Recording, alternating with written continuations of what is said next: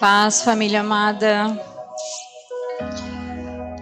Olha, essa palavra o Senhor já tinha me dado em janeiro, na verdade, para ministrar no primeiro mês. Mas Deus faz perfeita todas as coisas, né?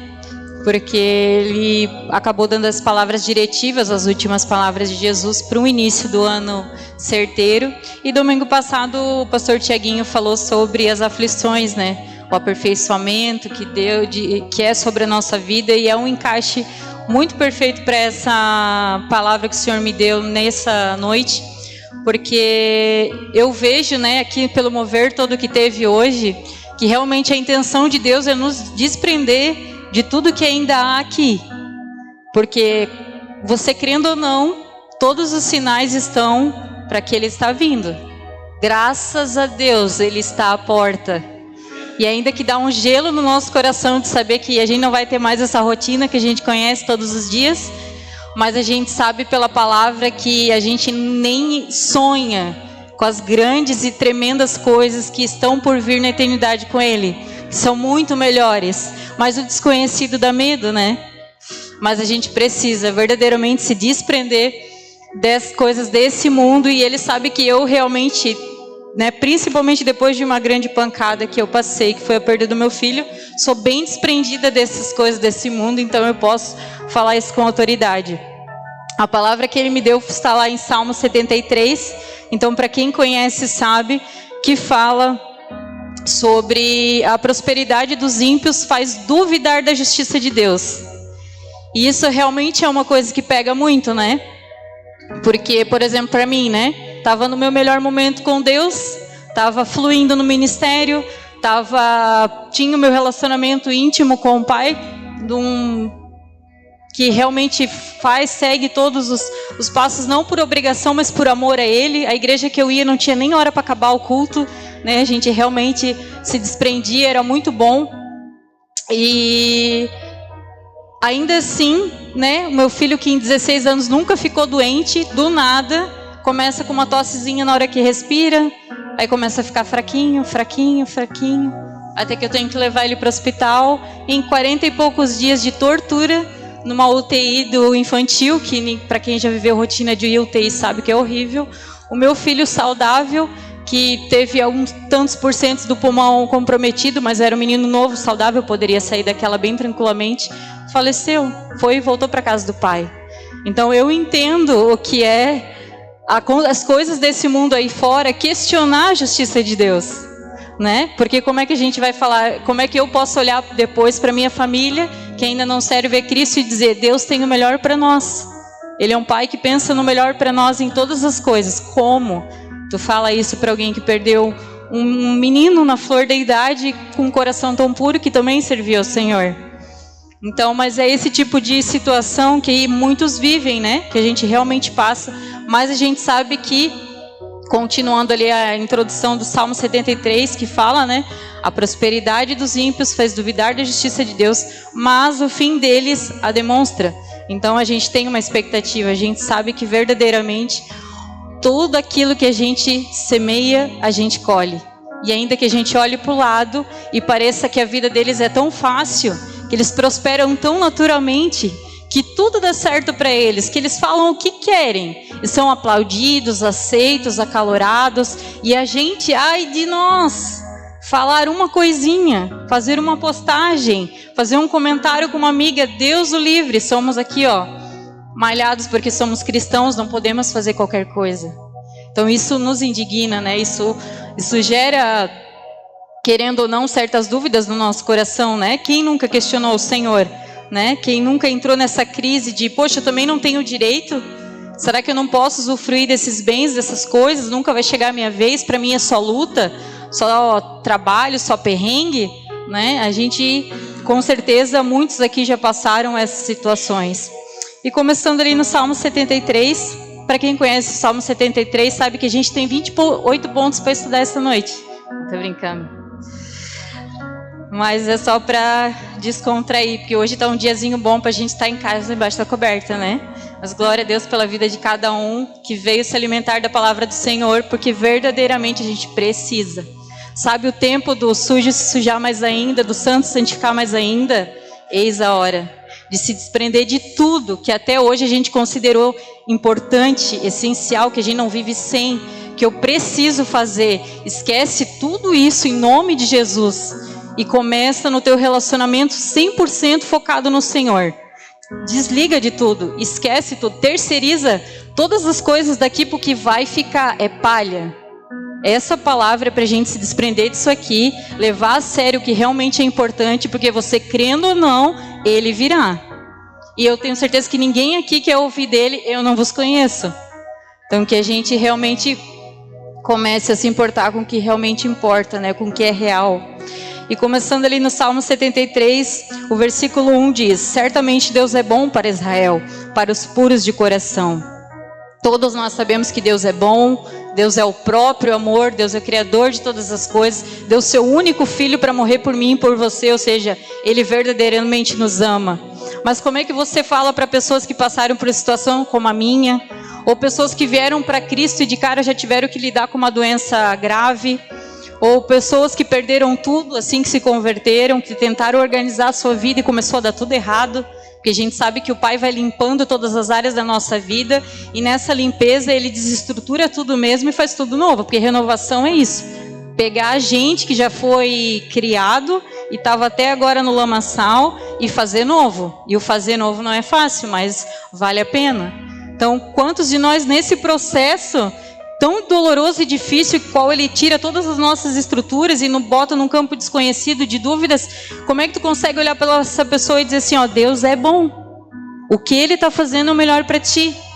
É incoerente, né? É difícil, né? Eu até cheguei a fazer um vídeo no YouTube, no canal que eu tenho, falando da insatisfação na vida cristã é incoerência. Por quê? Porque é difícil tu acreditar nessas horas que Deus está sendo bom contigo. Mas ou tu confia 100% que Ele é um Pai que te ama e sabe exatamente o que tu precisa e não o que tu quer, mas o que tu precisa efetivamente, ou você confia, ou você vai viver uma vida insatisfeita com a vida cristã. Isso é uma coisa que Ele vai remover do nosso meio hoje em nome de Jesus. Há prazer na presença do Senhor, há prazer nas coisas dele. As coisas daqui, é lícito a gente desejar e querer. Ele tem prazer em realizar o desejo do nosso coração, mas elas não podem mais dominar a nossa vida. Eu só vou ser feliz quando eu tiver. Eu só vou ser feliz quando eu chegar naquele cargo. Eu só vou ser feliz quando a minha família tiver tal coisa. Quando eu for em tal lugar. Ou quando eu conhecer a minha varoa. Ou quando eu fizer alguma coisa que eu gosto. Quando eu tiver meus netos. Quando eu tiver meus filhos. Quando. Não. A plenitude da felicidade é o Senhor e a sua presença. Nele há delícias perpetuamente. A gente já tem dentro de nós tudo que a gente precisa. E quando isso for uma realidade, Ele vai te acrescentar muito mais, porque não toma o teu coração. Eu tenho sobre a minha vida uma palavra, uma coisa que eu acredito já há muito tempo, que o Senhor vai me dar um carro. Eu já tenho um com meu esposo, claro, mas Ele vai me dar o meu carro. Por quê? Porque isso não toma o meu coração. Mas às vezes a gente quer fazer obra em lugares diferentes e atrapalha, porque cada um precisa ir para um lado. Então eu sei que o Senhor vai me dar, porque eu sou melhor do que alguém? Não sou. Mas isso não toma o meu coração. Se Ele me dá hoje e aparecer amanhã uma pessoa que Ele fala assim, ó, entrega para ela. Eu vou lá, dou a chave, eu não penso duas vezes, eu entrego. Primeira conversa que a gente teve sobre carro, quando o Gilvan, nos sonhos dele, né, eu quero fazer tal coisa, se eu conseguir tal coisa, eu falei, amém, amor, esse carro a gente vai dar para meus pais. Ele, como assim? Eu falei, sim, vamos dar para meus pais. Porque se a gente tiver o carro que tu quer, a gente pode dar esse para meus pais. Porque, mãe, mas... não, vamos dar, porque o sonho da minha mãe é ter um Onix. Então fechou, tá tudo certo. Eles têm um Agile, se quiser ficam lá, se não dá o Agile para nós, mas a gente dá para eles daí. É um choque.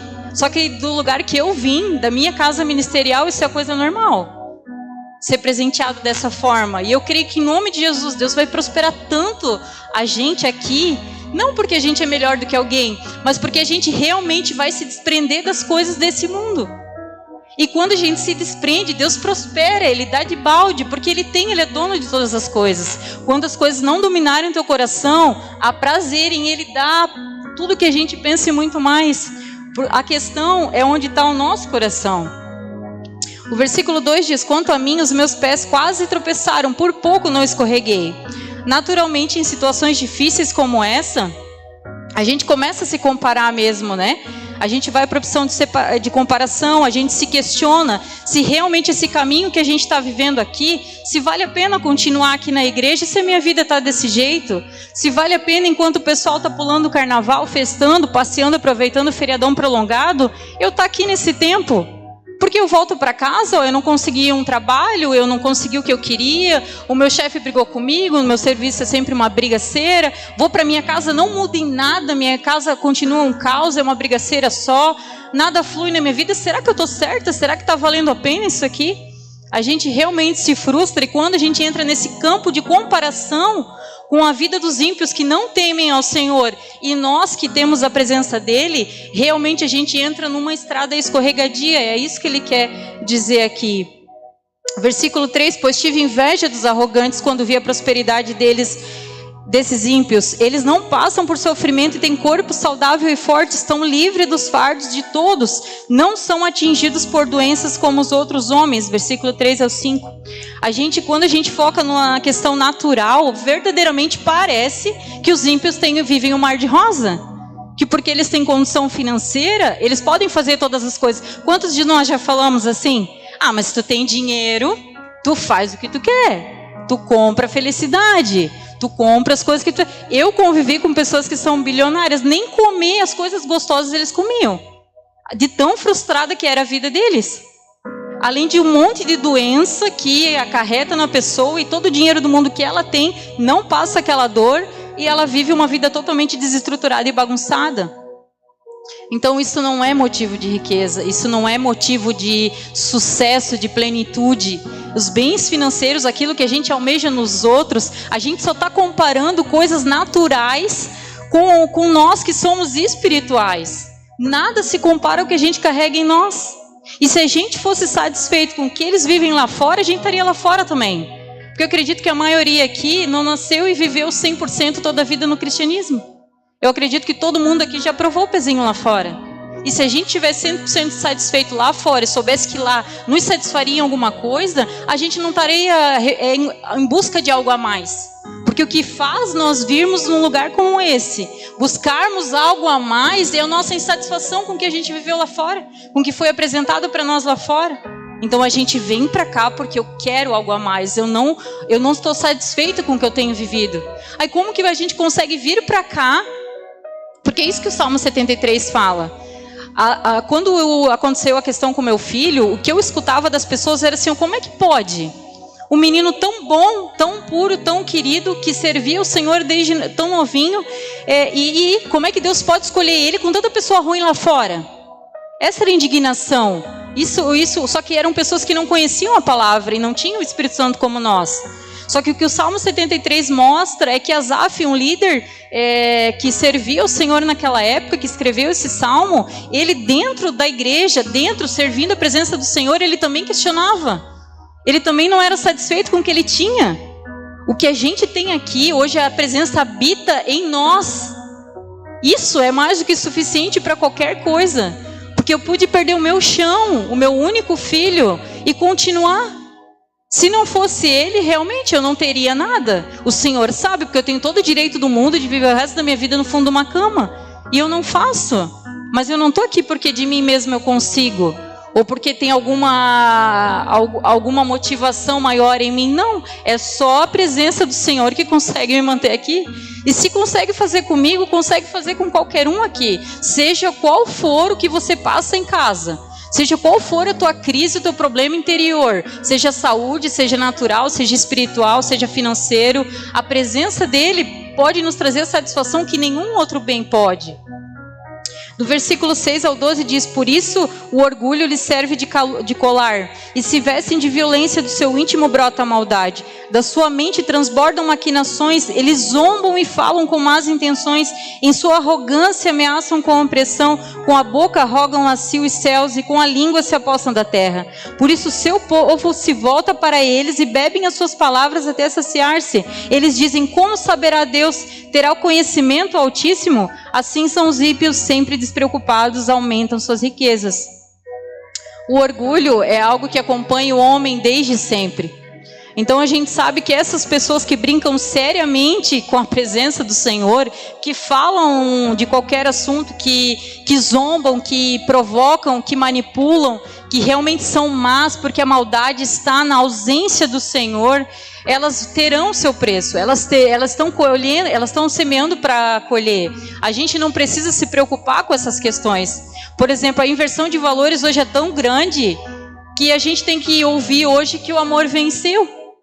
E todo mundo sabe que misericórdia, que baita mentira é esse jargão na nossa atualidade, no que nós temos vivido, e a gente sabe que a coisa só vai piorar.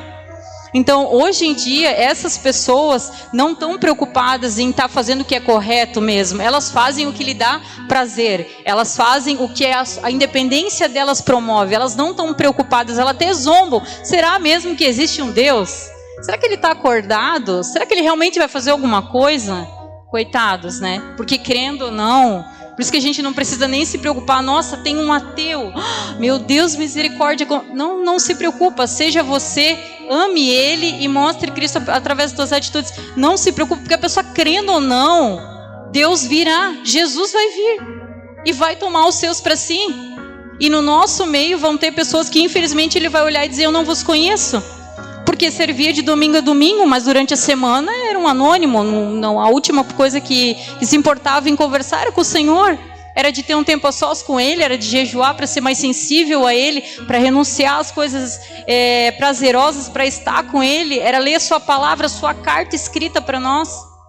Então essas pessoas, elas terão o seu próprio mal, elas terão essa consequência de não precisa estar focado nelas, ainda que dá raiva. Quando você está num lugar, você sabe que você está levando algo do Senhor para as pessoas e elas estão lá bajulando aquele que está falando um monte de bobiça, um monte de coisa que vai afundá-las mais ainda, aquele que está dando corda para a pessoa se enforcar.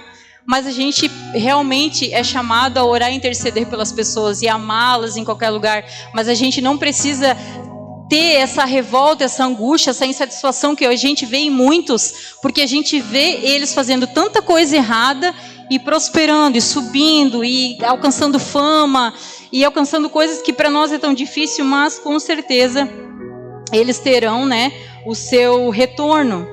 Do versículo 13 ao 14 diz: certamente foi-me inútil manter puro o coração e lavar as mãos na inocência, pois o dia inteiro sou afligido e todas as manhãs sou castigado. Então a gente sabe que às vezes parece inútil, né? Numa situação em determinadas situações você agir corretamente, principalmente no teu trabalho, onde todo mundo dá o jeitinho brasileiro e você diz: não, eu não faço jeitinho brasileiro. Eu sigo a lei dos homens, as leis do Senhor, eu vivo por princípios, isso eu não faço.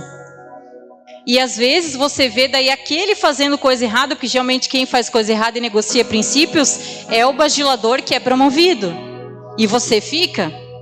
Mas o Senhor sabe que para você o que Ele tem, a recompensa vai vir do Senhor e não há melhor recompensa.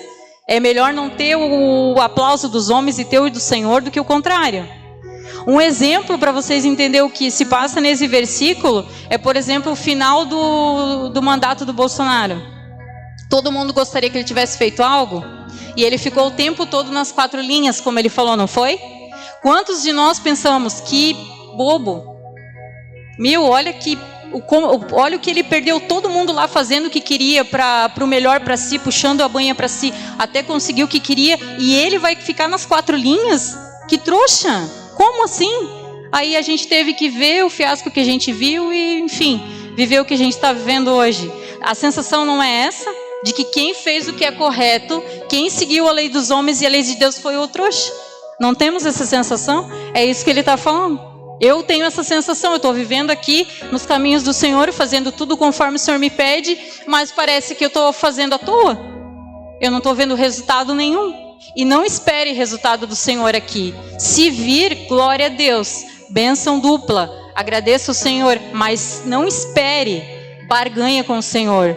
Se você faz tudo que você faz, ou você faz como para o Senhor e espera nele, ou nem faz. Porque o que a gente faz esperando algo em troca é barganha.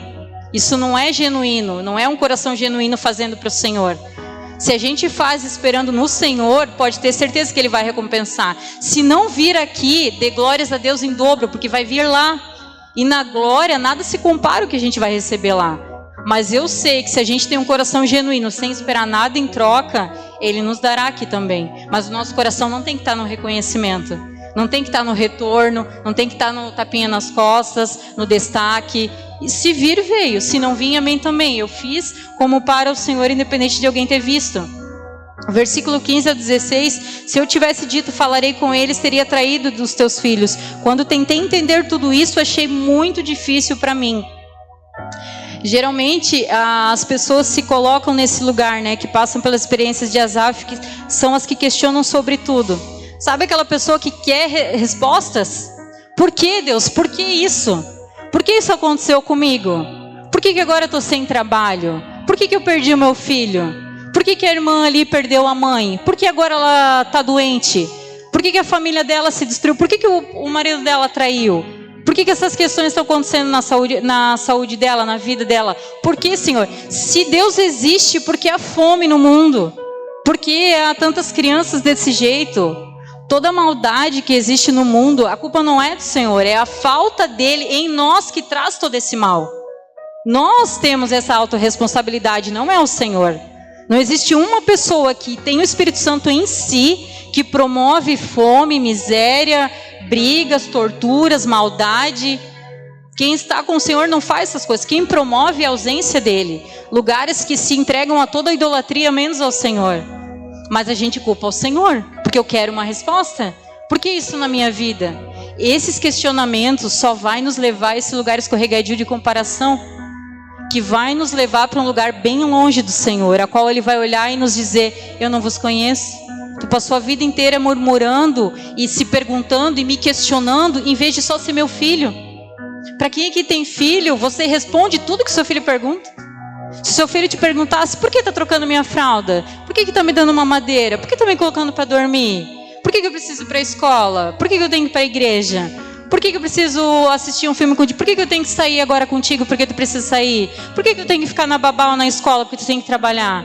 Tu responderia tudo para o teu filho? O tempo todo? Tu daria satisfação para uma criança o tempo todo? Não daria. Quiçá o Senhor que é Criador de todas as coisas. Nós não merecemos e Ele não precisa. Ele é suficiente e pleno em si. Então, só que isso é uma coisa muito real. Isso é uma coisa que muitos vivem e se prendem a isso. O porquê. Deixa isso de lado, sabe? Se entrega ao Senhor, confia nele. Porque os teus filhos confiam em ti.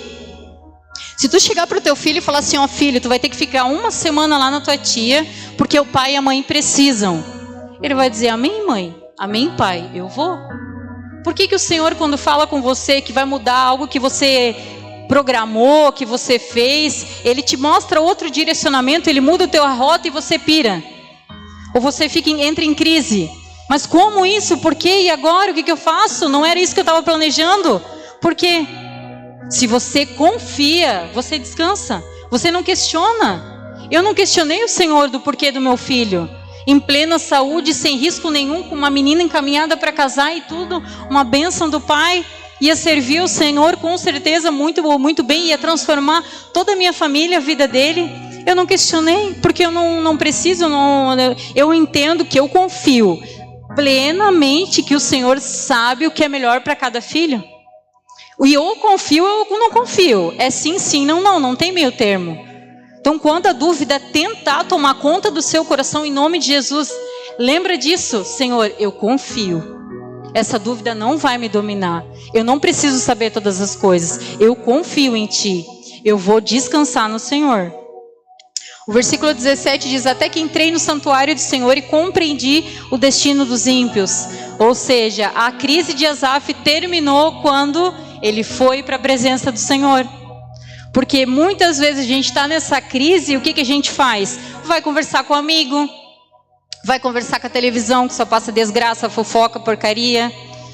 Ou se isola, né? Porque geralmente quando tu está com crise tu não quer ouvir ninguém. Ou vai procurar aquela amizade que vai falar o que tu quer e não vai transformar nada da tua vida, vai deixar você pior ainda.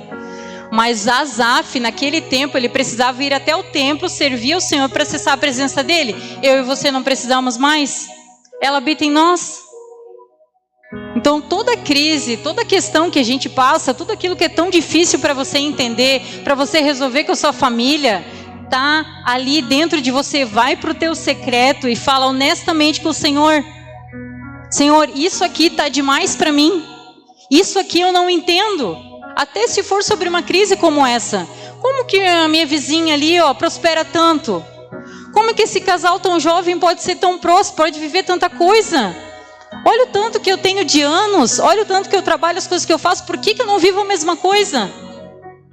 Mas você já parou para pensar que eles aplicam o princípio da palavra do Senhor, por isso são tão prósperos, tão novos, são tão organizados, servem ao Senhor de todo o coração? Que às vezes o que a gente está questionando, que a gente quer uma receita e um modo do porquê eu não vivo o que a irmãzinha do lado vive, o Senhor está o tempo todo com a palavra dele dizendo: ei, vem cá, me olha aqui, fica um pouquinho comigo. É só tu abrir um pouco assim, um capítulo por dia, um jejum por semana. Começa com 5 minutos comigo por dia, aí vai crescendo conforme os dias vai passando, vai ficando 5 minutos a mais, mas vem só um pouquinho aqui comigo. E começa a aplicar o que eu te falo, que eu vou te fazer ainda maior do que a tua vizinha, porque eu tenho uma medida para ti. Mas é mais fácil eu sentar e questionar o porquê da vizinha e não de mim. Mas o Senhor tem uma medida para todos nós. Ele quer muito mais para cada um. E às vezes tu vai até te surpreender da medida que Ele tem para ti, enquanto tu está sentado choramingando da medida do vizinho. Porque o que Deus tem para cada um é ímpar, é único. Ele não tem a mesma coisa para todos nós aqui. Ele tem algo específico. Então a gente só gasta tempo e perde saúde com esse tipo de coisa. No versículo 18 ou 20 diz: certamente os pões em terreno escorregadio e as fazes cair na ruína. Como são destruídos de repente, completamente tomados de pavor. São como um sonho que se vai quando a gente acorda. Quando te levantares, Senhor, tu os farás desaparecer. Como eu disse já, a semeadura é opcional, mas a colheita é certa.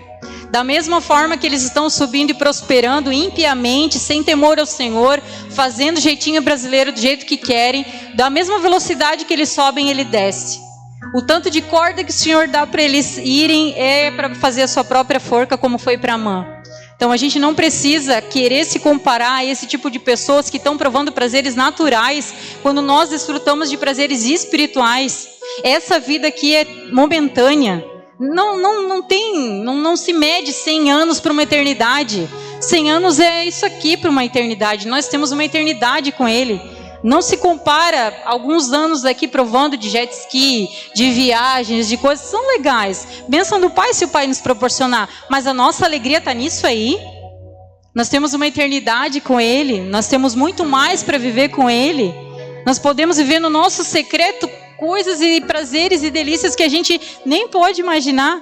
E a gente às vezes está perdendo nosso tempo remoendo coisas que são palha, que vão passar. Versículo 21 ao 22 diz: quando meu coração estava amargurado no íntimo, eu senti inveja. Agi como insensato e ignorante. Minha atitude para contigo era de um animal irracional. É importante a gente ser honesto com o Senhor, sabe? Eu até tive essa semana o testemunho de uma pastora amiga minha falando sobre uma situação que a inquietava há 15 anos com a sua família, parentes, né?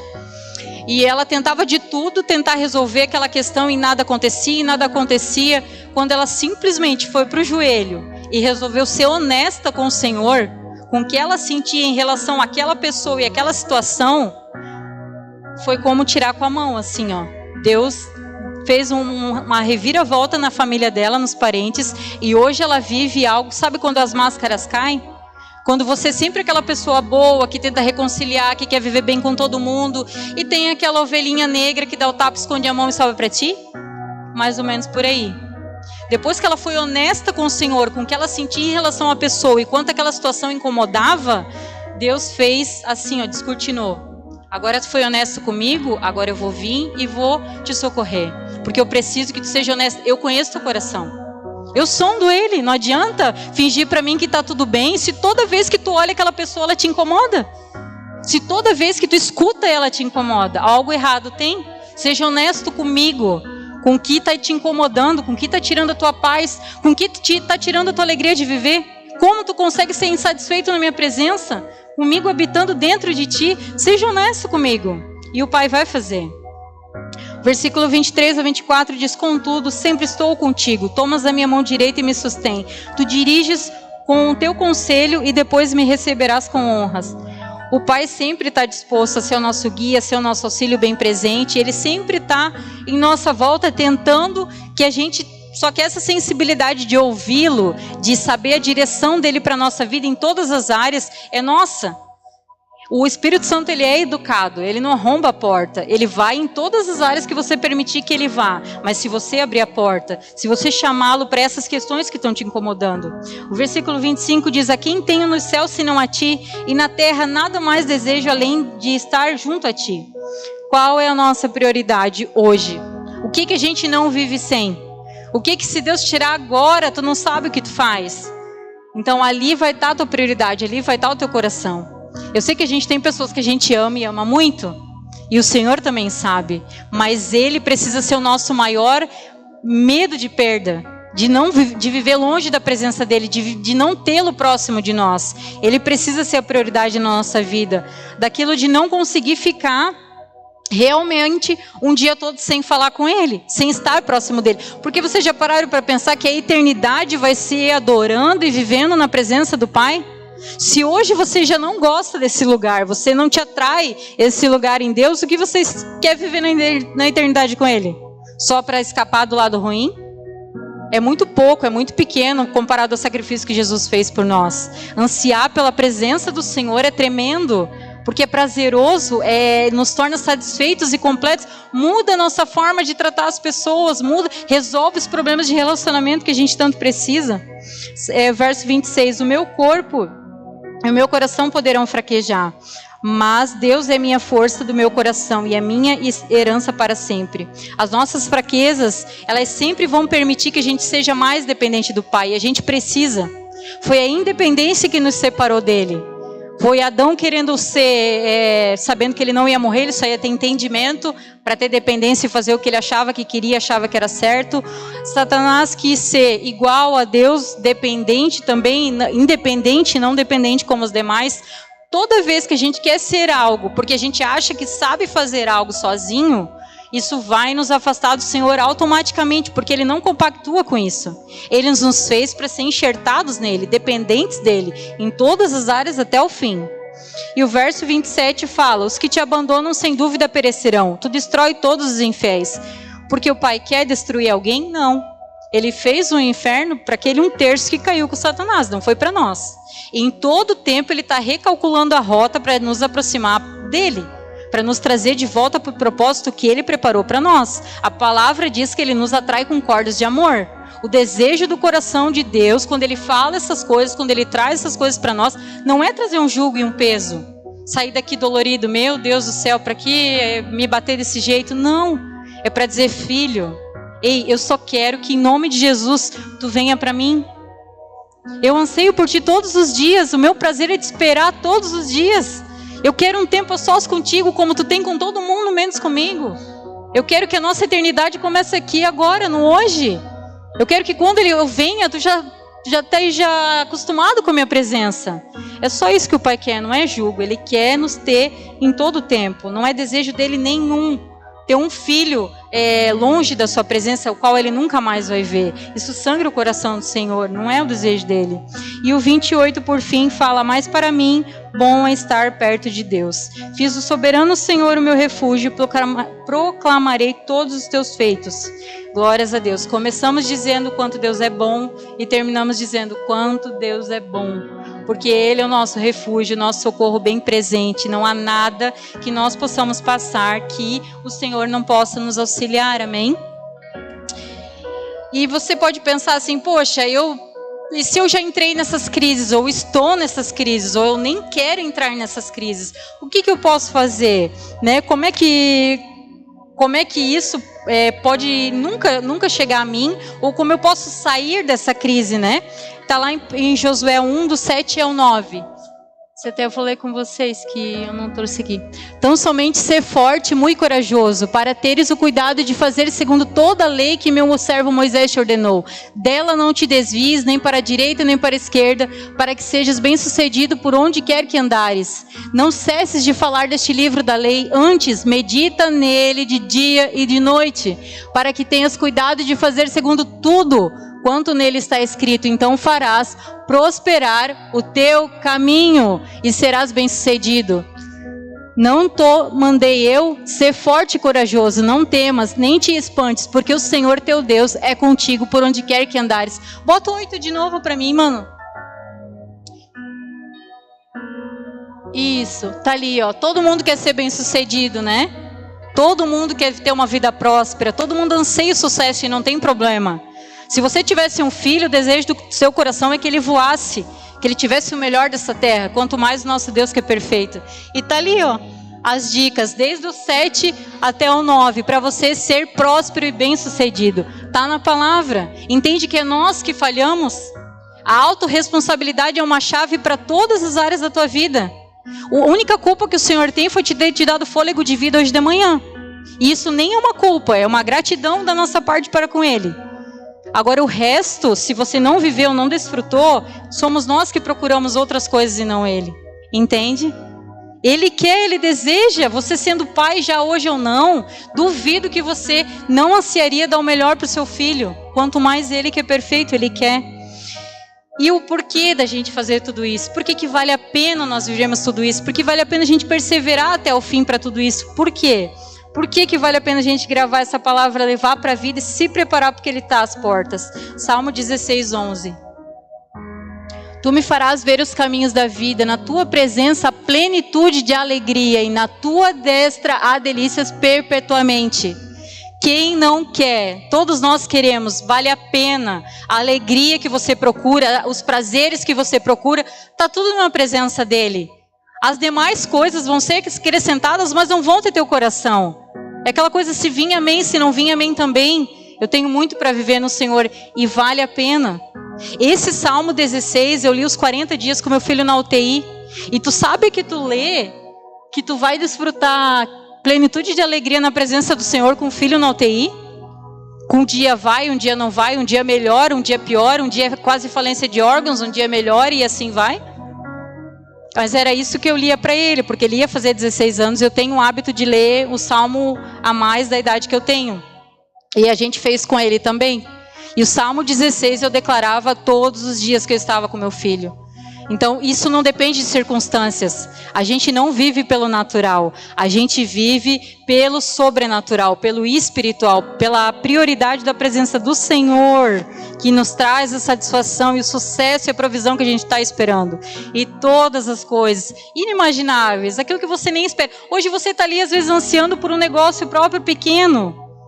Eu quero só uma borracharia aqui, só um negocinho, uma livraria, como eu comecei a vender os livrinhos ali, para ajudar nós nas coisinhas. Só um negocinho aqui, Senhor, tá bom? E às vezes o que Ele tem para ti, tu nem imagina. Mas falta o teu tempo com Ele, para mostrar que primeiro é Ele na tua vida, o relacionamento com Ele é mais importante, e depois as coisas vão sendo acrescentadas, amém? Vamos ficar de pé? Consegui terminar no horário ainda, Deus é bom, viu? Algo muito tremendo que eu vi buscando outras mensagens, para falar com a gente hoje, é que quem não valoriza não busca. Que a gente é norteado pelo que valorizamos. E essa às vezes é a questão. Quando a gente valoriza outras coisas que não a Deus, esse é o problema. Entende? A nossa busca, e anseio por aquisições, por realização, ela é lícita. Ela é bênção. A gente também ajuda os nossos filhos a adquirir as coisas e Deus também faz. Ele quer, Ele tem prazer de realizar um desejo do teu coração. Como Ele vai fazer com um carro que eu falei? Por quê? Porque eu quero, eu preciso? Não preciso. Mas vai me ajudar na obra, é um desejo do coração dele também e vai dar certo também, glória a Deus. Então a gente pode sonhar, a gente deve sonhar. O ser humano, para conseguir se prosseguir, ele precisa sonhar. Mas isso não pode ser a prioridade.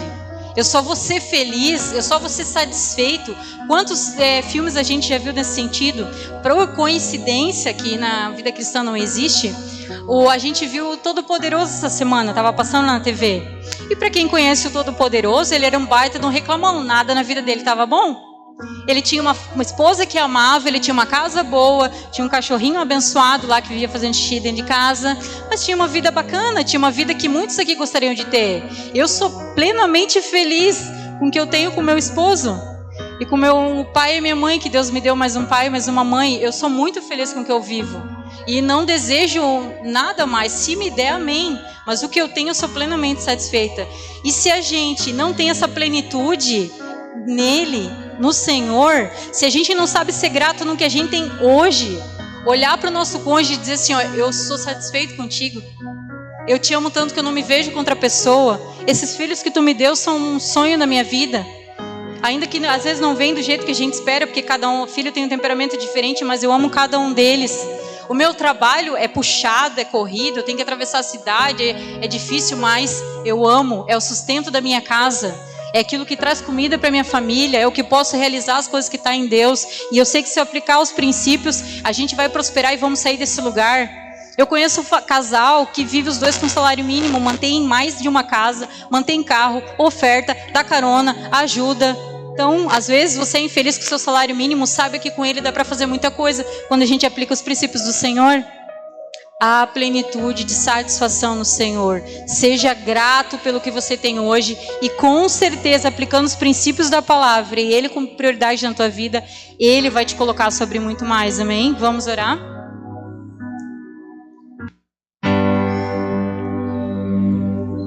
A gente vai cantar um louvor que fala justamente disso, da gente ter o Senhor como a nossa prioridade, como a plenitude da nossa vida.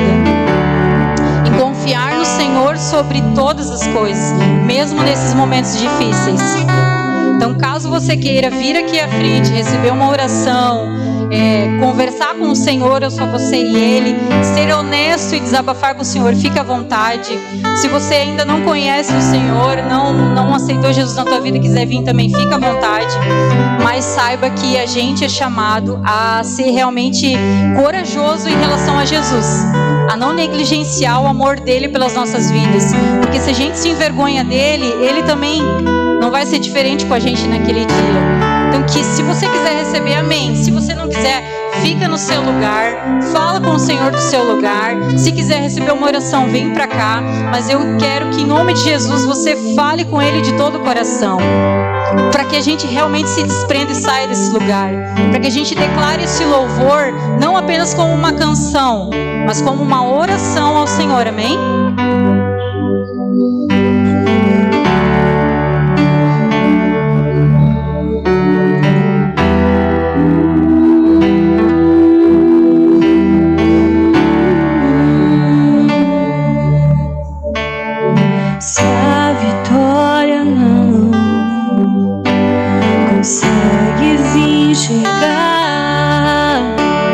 Espera no Senhor e confia.